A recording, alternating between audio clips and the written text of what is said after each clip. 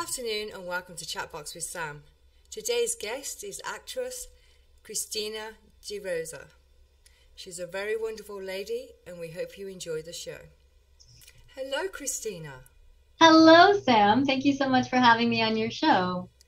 You are welcome. I'm very honored that you've attended my show today, and I know everyone's going to really enjoy listening to your career and your thoughts on the questions that I'm going to ask you. If you were to encourage the younger generation, what would be the main focus? That's all I love to do, actually, on my Instagram, on my TikTok, on my social media. I'm constantly reminding people to love themselves. I'm reminding my audience, I'm reminding people that self-care is self-love, and that self-care and taking time for yourself is not selfish, is needed. I think especially sometimes as women, we feel like we have to take on so much and take care of everybody that we almost forget to take care of ourselves, and we forget to do on a daily basis what makes us happy. So I'm someone who believes in a morning routine. I'm someone who believes in meditating and chanting and praying and gratitude and journaling and doing things that I like before I go check my email, before I go check social media or check outside. I have to check within. So I think that's really important. I think that's important to share, especially with young people growing up in a generation filled with social media, filled with something doesn't happen unless there's a selfie of it. I think it's important to take time every day for yourself, whatever that looks like. It could be completely personal. It could be an hour of self-care every morning. It could be a facial massage. It could be a meditation, a journaling, whatever, as long as it's something that's fueling you. That's amazing, because there's always a good person that's there to help you and inspire you. Absolutely. I share a lot. If you check out my Instagram, I share a lot of real personal stories too. I've shared on my Instagram that I'm a survivor of eating disorders, and it was actually self-love that healed me.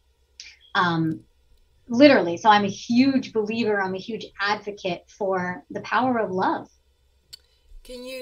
Would you mind sharing a little bit about that, about how, not necessarily how you went in, but how you came out of that? I know it's probably still a constant struggle, maybe. Actually, I really feel like my relationship with food and my relationship with myself has improved so much. I wouldn't be able to talk to you about this unless I feel like I've been healed. Right. I've talked to other actresses about it, other actresses who had very similar stories. I've talked to other friends about it, but it took me all that time reading self-help books, falling in love with myself, accepting myself for who I am. It was a lot of Louise Hay. You might know the beloved author Louise Hay, who wrote a lot about heal your body, heal your life, and talked about a lot about the power of affirmations, the power of just looking in the mirror and saying, I love you, you're enough, you're beautiful. I'm someone, actually, every Monday I post on TikTok and on my Instagram, I post a living mantra, which is basically an affirmation. But I post it visually of me saying it, and I ask my audience to repeat after me. And then every day on TikTok, 7 days a week, I post on TikTok, on LinkedIn, and on my actress page on Facebook, I post a living mantra, a written one. So I'm constantly trying to remind people, as a way of giving back, to love yourself. That's all it really is. I mean, they're affirmations just reminding you to love yourself. That's amazing, Christina. And you know what? It means so much that you shared that. And yes, when you can share and talk about it, you've come through something and healed, and I'm so glad you have, and you're sitting here today. Thank you. Lady Diana actually suffered with bulimia for years and years. Yeah. And, and it was hidden, and only just before she died, she actually talked about it, but it was hidden for years because she was so ashamed of. That's actually the one that's probably one of the easiest to hide. A lot of people don't know that you're suffering from it, because with anorexia or other ones it can show physically, but sometimes it's harder to show physically with the bulimia. I actually just went to the dentist not too long ago. I go to the dentist every 6 months to get a cleaning, and I absolutely love going to the dentist because multiple reasons. I mean, I love having great teeth, but because my eating disorder actually did mess up a little bit Yeah. of my gums, I have to be very careful that I don't do anything that can cause them any more Yes. damage. So that's why I'm an advocate for go to the dentist every 6 months, constantly floss, and because all the throwing up and all that Yeah. acid can actually tear away at your gums. So I Yes. again, I wouldn't be able to talk about this if I didn't feel like Well, I'm on the good side. I'm very proud of you for Thank talking you. about this, and I'm very Thank you. proud that you could look in the mirror at, and say, I'm beautiful and I love myself. I'm very proud of you for that. Just know that. Thank And you so I'm much. sure many other people are, because I'm sure there's going to be some girls watching this and probably have anorexia or bulimia and hiding, and maybe they'll see this and it will inspire them to look in the mirror and see beauty instead of a That flaw. that is all I could pray for. That is all I can ask for. That's all I ever want Yeah, when I share something on social media that's personal like that, or I yeah, share an affirmation. It's only to inspire. And I love more than anything getting the replies from people that are like, "Oh my goodness, I needed to hear this affirmation. I need nice. to say this today. You don't know how much it affected me." And to me, that's just my way of giving back. Life has been really good to me. I feel very blessed, and if I can just give back in little ways like that, it fuels my cup again. Absolutely. Thank you. And you help fill the void in other people when they're feeling one by your words of affirmation. That is actually one of the love languages that is in a book of the 5 love languages, and it's a very powerful gift. So thank you so much, Christina. What out of all the charities to choose from, which one would you choose and why? I am actually a huge advocate for charities. I have spent years every Thanksgiving I've been volunteering, every opportunity I can to volunteer. I'm a huge believer in giving back and being of service. Martin Luther King Jr. I think said it best, like anyone can be great because anyone can serve. I am the chairwoman for a nonprofit. I'm the chairwoman for Face Forward International. Face Forward provides free reconstructive surgery to survivors of domestic violence, human Oh, trafficking, any cruel act of violence. So mm-hmm. men, women, and children, anyone can go check out the website, Face Forward International, and see all the work we've done. I have met the most incredible people, the most amazing survivors that are true heroes because of the work we do, because of the organization. We not only provide the emotional support, but we actually provide the free reconstructive surgery. I mean, a woman, a Oh, man, a child will come to us that has been beaten and battered and abused, and they'll have physical scars, or they'll have acid all over their face, or they'll have no teeth, or they'll have no eyes, or they'll have a broken nose, and the list goes on. They'll yes. actually have the physical damage. We will do with our beautiful, amazing plastic surgeons and other doctors. We will do all that work pro bono, and then of course provide whatever emotional support they need, whether it's a therapist, whether it's a psychologist. So we have a whole bunch of incredible doctors that are part of our board, and we help people from all over the world. Mm, that's awesome. What inspired you into this career? Oh, what inspired me into this career? Well, I started singing and dancing as a munchkin in The Wizard of Oz alongside Natalie Portman when I was about 8, 9 years old, right before she did The Professional. Mm-hmm.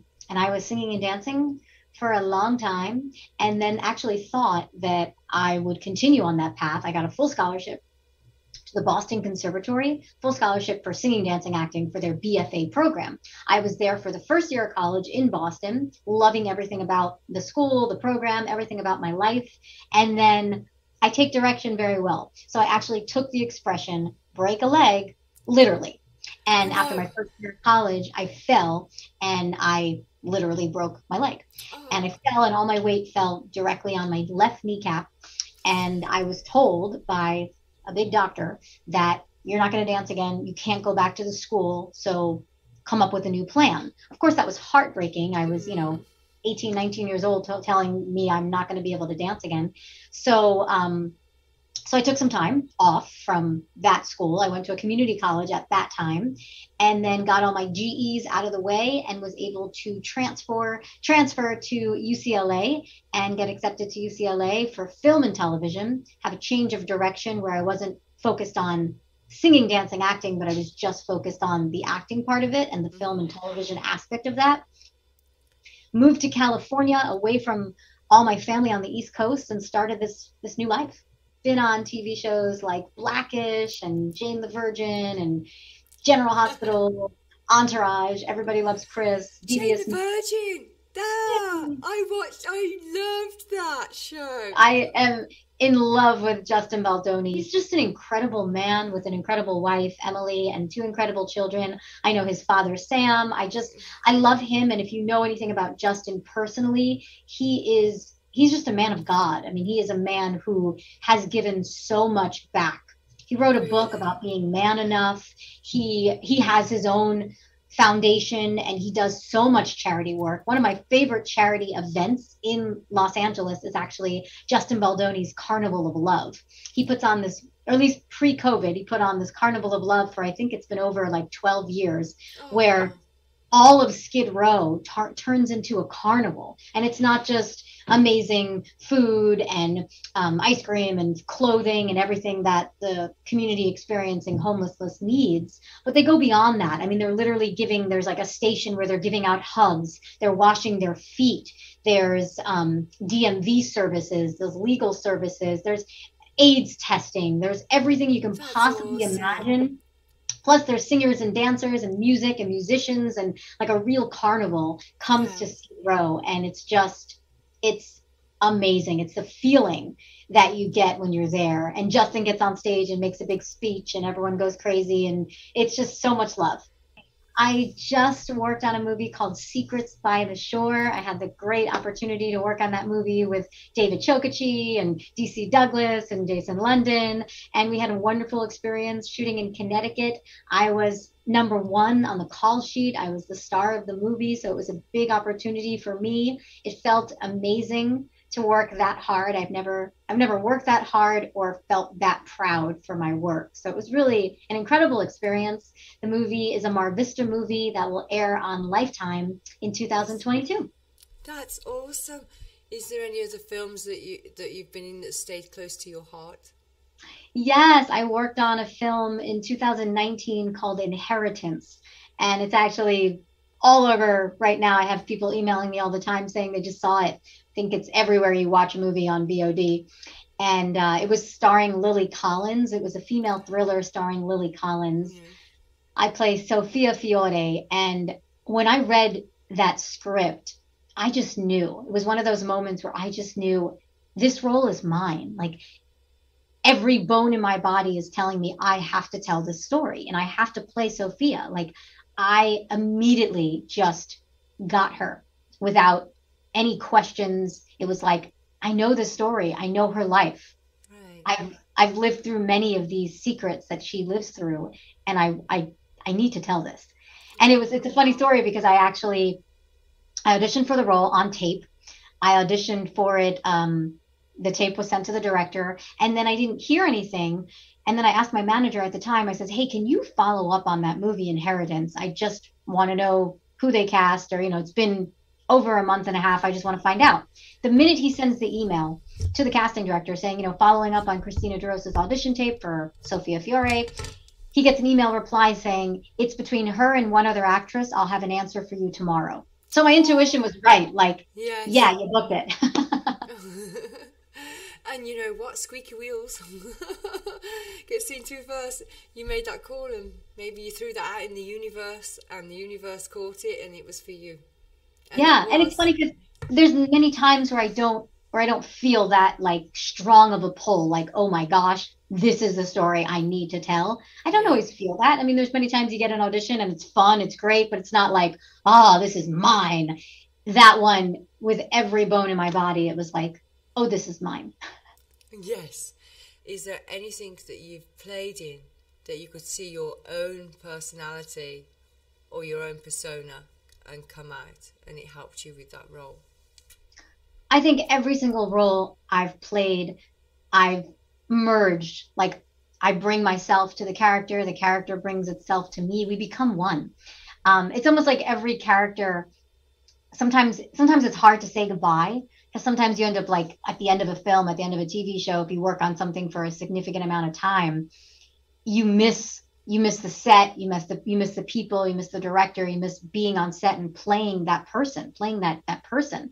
Um, it's like every character I've played has somehow enriched my life, even if it's something small, like small example, right? But I played a series regular role on a TV show called Gravesend in Brooklyn, New York, and I was a super Brooklyn mafiosa girl.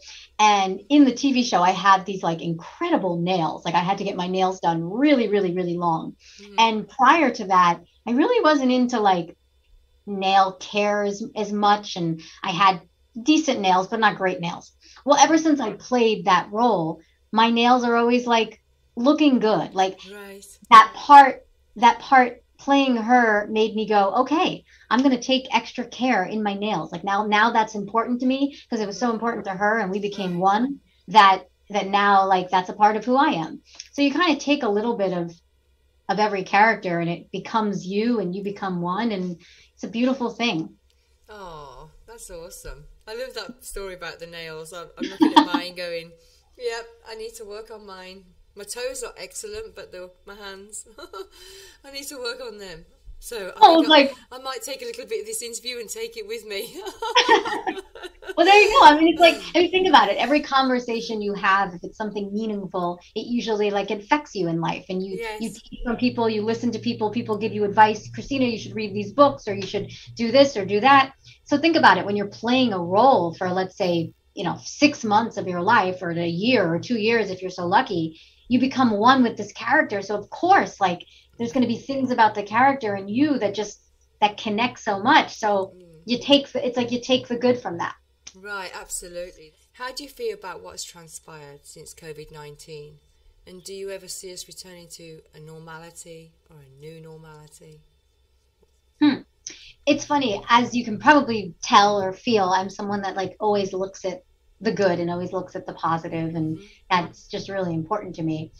So I have to speak on that. I have to speak on what I call the corona bonuses. Like, there has been good, even though it's been horrific. And of course, people have passed away. And my mother just went to a funeral the other day of a dear friend who passed away from COVID. And I don't ignore that, but I have to see where is the blessing here? Where is the lesson, and where is the blessing, and what is what I need to focus on in this situation? So what I love about what transpired is all of 2020, I think people, myself included, but I can speak for myself and the people I know, we've really been able to go deep within and ask the question, like, what's really important to us? Like, when I think about how much time I spent away from my home or away from my family prior to COVID, I was like, wow, I said yes to so many things, but maybe I was saying no to family. And now that COVID-19 happened and put things in perspective, I'm actually making it more of a priority in my life to travel back east and see my family more, to pick up the phone every single day and speak to my mother and speak to my sister, and pick up the phone more and go on FaceTime and go on Zoom with my little 4-year-old niece. And so I think it puts things in priorities as far as like what's important and what you want more from life. I feel like I handled the quarantine situation really well, and discovered during that time, wow, there's so many things I can do in my house, and I can clean more, and I can meditate more, and I can sing more, and I can make videos on TikTok, or I could do this, or I could do that, or, and I fell in love with like all the things I can do from home. And I really feel like personally, I fell more in love with my home, and I never felt more grateful to even have a home, when prior to COVID, I took it for granted way, way more. And I didn't realize how lucky I am to just have a home, to have a place to live when there's so many people homeless, so many people without food and shelter and clothing and everything. Yeah. So I think it really actually raised my gratitude even more. You know what, and I completely agree with you, and I saw the positive too of the simple thing of people were smiling at each other, and my grandparents that had a huge part in raising me said that we always smiled and said hello to each other because we didn't know whether we were going to be alive the next day, whether a German bomber would come in and take us out.